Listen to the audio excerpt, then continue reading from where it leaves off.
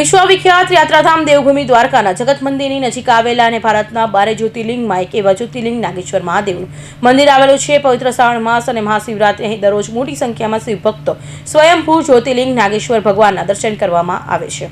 સૌરાષ્ટ્રમાં સોમનાથ, શ્રીશૈલ અને મલ્લિકાર્જુન, ઉજ્જૈન મહાકાલ, ઓમકારેશ્વર, અમલેશ્વર, પલ્લીમાં વૈદ્યનાથ અને ડાકિનીમાં ભીમશંકર, સેતુબંધ, રામેશ્વર, દારકુવાનમાં નાગેશ્વર, વારાણસી, વિશ્વેશ્વરી, ગૌતમી તટ પર ત્રંબકેશ્વર, હિમાલયમાં કેદારેશ્વર, શિવાલયમાં ધુનેશ્વર એમ ભારતમાં આ 12 જ્યોતિર્લિંગ આવેલા છે, જેમાંથી એક નાગેશ્વર જ્યોતિર્લિંગ દેવભૂમિ દ્વારકા જિલ્લામાં બિરાજમાન છે. આ પૌરાણિક મંદિરની સ્થાપના વિશે વિવિધ માન્યતાઓ પ્રચલિત છે. આ મંદિરની સ્થાપના વિશેની કથા એવી છે કે ભૂતકાળમાં અહીં સમુદ્ર કાંઠે આવેલા વનમાં દારૂક નામમાં દારૂક નામની રાક્ષસનો આતંક આવ્યો હતો.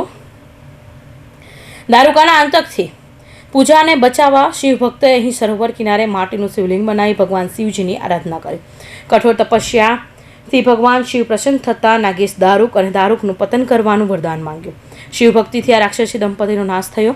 દર વર્ષે શ્રાવણ માસ અને મહાશિવરાત્રી દરમિયાન અહીં મોટી સંખ્યામાં ભક્તોએ દર્શનાર્થે આવે છે. અહીં પૂજા અર્ચના કરી ભક્તજનો પુણ્યનું મહાત્મું પામે છે. દ્વાદશ જ્યોતિર્લિંગ આપણા ભારત દેશમાં જે 12 જ્યોતિર્લિંગ છે એમાં ગુજરાતમાં 2 છે, સોમનાથ અને નાગેશ્વર. આજે શિવરાત્રિ છે, મહાશિવરાત્રિ. શિવરાત્રિ એટલે શિવનો મોટો દિવસ. આજે ભક્તોની ભીડ લાગેલી છે અને નાગેશ્વર ભગવાનની જે અનોખી જાતની પૂજા, અનોખી જાતની આરતી, અનોખી જાતની 4 મહાપૂજા રાખવામાં આવી છે. અમે નાગેશ્વર જ્યોતિર્લિંગનું બહુ જ સાંભળેલું, એટલે અમે આજે મહાશિવરાત્રિના પર્વ નિમિત્તે અહીંયા દર્શન કરવા માટે આવેલા છે. અને અહીંયા આવીને અમને ખૂબ જ આનંદ આવી ગયો છે. મતલબ દર્શન કરીને ખૂબ જ સારી લાગણીનો અનુભવ થયો છે. તો તમે લોકો પણ અહીંયા આવી અને દર્શન કરજો. ખૂબ જ મહત્વ છે આ જ્યોતિર્લિંગનું. એકવાર જરૂરથી આવજો. અમે લોકો ગીર સોમનાથથી આવ્યા છે અહીંયા ફરવા માટે દ્વારકા. બેટ દ્વારકાથી ફરતા ફરતા અમે લોકો અહીંયા નાગેશ્વર મંદિર આવ્યા છે અને અહીંયા દર્શન કરીને બહુ સારું લાગ્યું છે. એની વ્યવસ્થા પણ સારી છે. ચોક્કસ જે લોકો ફરવા આવે એ લોકોને અહીંયા આવવું જોઈએ. ભગવાન શિવ અને દેવી પાર્વતી અહીં શિવલિંગ જ્યોતિર્લિંગ તરીકે પૂજાશે તેવું વરદાન આપ્યું.